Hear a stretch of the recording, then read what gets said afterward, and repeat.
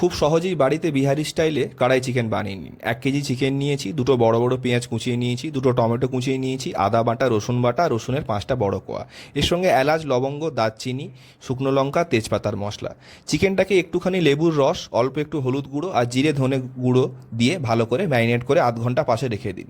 একটা কড়াইতে সর্ষের তেল গরম করুন, তার উপর দিয়ে দিন দুটো শুকনো লঙ্কা আর একটু জোয়ান ক্রাশ করে। এবারে চিকেনটা দিয়ে দিন ওর মধ্যে। চিকেনটাকে একটু ভেজে নিতে হবে। এতে মশলা বলতে শুধুমাত্র কাশ্মীরি লঙ্কার গুঁড়ো আর স্বাদের জন্য সামান্য একটু নুন। 10 মিনিট পরে চিকেনটা যখন ভাজা হয়ে যাবে তুলে নিন, আর সেই কড়াইতেই বাকি মশলা দিয়ে পেঁয়াজটা দিয়ে দিন। একটু পেঁয়াজটা ভাজা হয়ে গেলে গোটা রসুনগুলো দিয়ে একটু কষিয়ে নিন। তারপরে দিন স্বাদের জন্য নুন আর অল্প একটু চিনি। আদা বাটা, রসুন বাটা দিয়ে ভালো করে কষিয়ে জল ছাড়লে দিয়ে দিন টমেটোটা। এবারে জিরে গুঁড়ো, ধনে গুঁড়ো দিয়ে মাংসটা দিয়ে কষাতে হবে আমাদের 10 থেকে 15 মিনিট খুব ভালোভাবে।